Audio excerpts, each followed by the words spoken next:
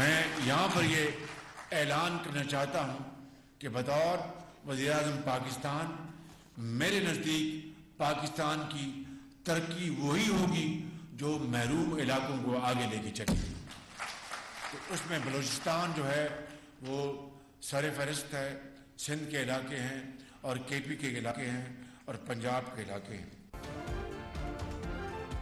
क्या अखराजात का बहाना बनाकर गवादर पोर्ट को छोड़ दें? मुल्क के हर हिस्से को तरक्की की दौड़ में शामिल करना होगा। गवादर पोर्ट को भी ऑपरेशनल करना है। हैदराबाद सक्खर मोटरवे मंसूबा तवील ताखीर का शिकार रहा। उसकी वजूहात में जाना जरूरी है, लेकिन वजूहात में गए तो रंग में भंग पड़ जाएगा। वज़ीर आज़म का हैदराबाद सक्खर मोटरवे मंसूबे के संग बुनियाद की तकरीब से खिताब। सक्खर रोहड़ी पुल की तामीर का भी ऐलान।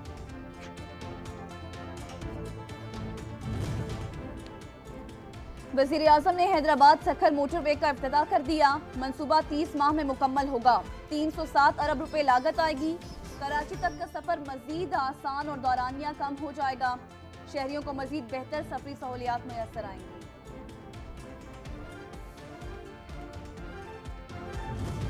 मैं पिछली हुकूमत की कोई बात ही नहीं करूंगा, ना उससे कोई उम्मीद थी। मैं मेरे ख्याल वाहिद शख्स हूँ जो उस वक्त भी एक सूबे को हेड कर रहा था। अमीन भाई हैं, उनके भी कुछ ऐसे ही तासुरात होंगे, आगे आप हैदराबाद में बोलेंगे। उनसे उम्मीद भी कोई नहीं थी, उनसे हम कहते भी नहीं थे आपको अपना समझते हैं, आपसे कहते हैं, आपसे डिमांड करते हैं, अपना समझते हैं। वज़ीर आला सिंध मुराद शाह कहते हैं कि पिछली हुकूमत से कोई उम्मीद नहीं थी। चाहते हैं मोटरवे पर काम जल्दी शुरू हो। 3.5 साल इस प्रोजेक्ट पर कुछ नहीं हुआ। उम्मीद करते हैं ये काम दोनों तरफ से शुरू हो ताकि आधे वक्त में प्रोजेक्ट मुकम्मल हो।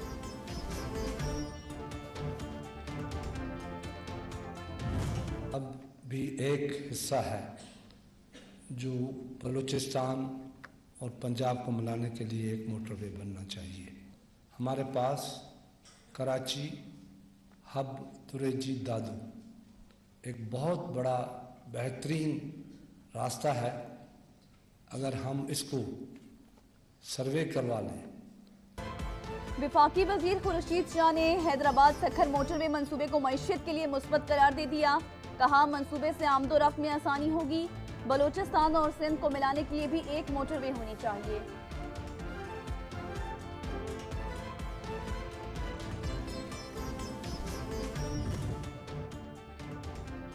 सलमान शहबाज ने अदालत के सामने सरेंडर कर दिया। इस्लामाबाद हाई कोर्ट ने आमदन से ज्यादा असाजात 2 नैब रेफरेंसेस में 14 रोजा हिफाजती जमानत मंजूर कर ली। नैब को गिरफ्तारी से रोक दिया गया।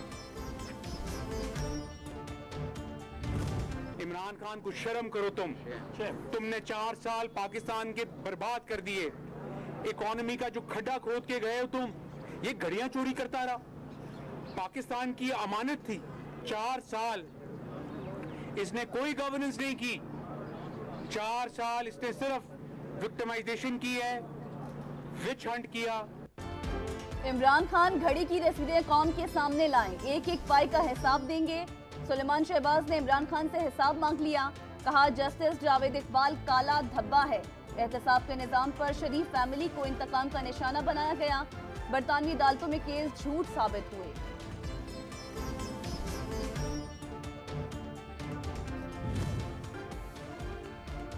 इलेक्शन कमीशन ने तौहीन इलेक्शन कमीशन केस में इमरान खान, असद उमर और फवाद चौधरी को आइंदा समाअत पर पेश होने की हिदायत कर दी। मेंबर KP ने रिमार्क्स दिए कि हम पर कोई शक न करे, किसी से अनाथ नहीं।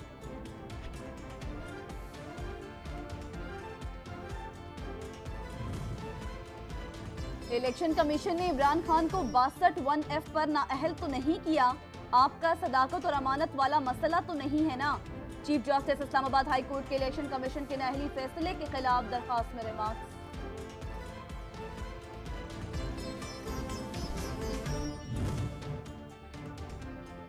नैब ने वफाकी वजीर खुर्शीद शाह को इलाज के लिए बरतानिया जाने की इजाजत दे दी। 10 लाख रुपए के मुचलके जमा करवाने का हुक्म।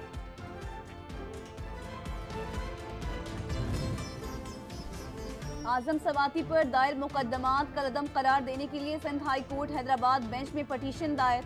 पटिशन बेटे उस्मान सवाती ने जमा कराई। मुकदमात कलअदम देने, मजीद गिरफ्तारी, मुकदमात से रोकने की इस्तदा। मुझे ये भी मालूम है कि जो हमने इसको अपोज किया है उसके कंसिक्वेंसेस हमें बर्दाश्त करने पड़ेंगे और अगले इलेक्शन से भी हमें हाथ धोना पड़ेगा और शायद जान से भी हाथ धोना पड़े हमें, उससे हम पीछे नहीं हटेंगे। हम जवाब दें अपने लोगों के सामने। हमारे तहफ़्फ़ुज़ात को नहीं सुना गया और हुकूमत में रहते हुए जब हमने मरहल में आपने नहीं देखा, हुकूमत में रहते हुए किसी ने इसको अपोज किया। BNP सरबराह सरदार अख्तर मेंगल रेकॉर्डिंग से मुतालिक कानून साजी के मामले पर हुकूमत के रवैये से नाला, इत्तेहाद से अलहदगी पर गौर। एक स्याह दौर था इमरान खान का, तो वो स्याह दौर भी चला गया। जो ये सहूलतकार थे वो भी एक एक करके चले गए। अब इमरान खान साहब अकेले हैं, ना जहाज है ना जहाज चलाने वाले हैं, पैसे ही नहीं है खजाने के अंदर, और वापस करना है अरबों डॉलर हर साल आपको वापस करने पड़ते हैं। अपनी सियासत दांव पे लगा दी है, उसके बदले रुसवाई मिली है। बहुत बड़ा गंद है, 8 माह में नहीं संभाल सकते। हमारी कारकर्दगी का 13 और 18 से मवाजना करें। इमरान खान जो काम करते हैं वो उल्टा पड़ जाता है। इमरान खान का लॉन्ग मार्च नालालई में लैंड कर गया। अभी तो इमरान खान के साथ कुछ हुआ ही नहीं। लीगी रहनुमा साद रफीक की कप्तान पर लफ्जी गोलाबारी।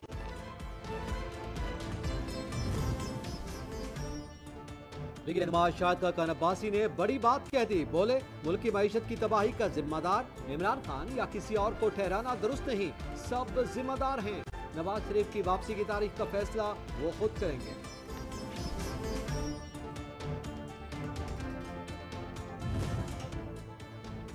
जो बंदा रियासत मदीना का दावा और चोर चोर कहता था, वो खुद तोशाखाना से लूट कर भागते हुए पकड़ा गया। शहजाद अकबर जो सियासतदानों पर झूठे मुकदमे दर्ज कराते थे, आज खुद साख्ता जलावतन कौम के सामने आ गया है कि इमरान खान जालसाज, जाली रसीदें पेश की। पीपल्स पार्टी और नून लीगी रहनुमाओं की मीडिया से गुफ्तगू। मैं तो कहता हूँ कि इससे बड़ा चोर क्या हो सकता है। उस पर फॉरेन फंडिंग केस किस तरह साबित हुई कि अरबों रुपए की चोरी करके और यहाँ लेके पाकिस्तान में आदमी इस्तेहकाम पिलाने के लिए, पाकिस्तान की तबाही के लिए ले आए। इमरान खान को पाकिस्तान की तबाही के लिए बैरूनी फंडिंग की गई। इमरान खान ने खैरात का पैसा अपनी सियासत के लिए इस्तेमाल किया। लीगी रहनुमा अमीर मकाम के कप्तान पर संगीन इल्जाम।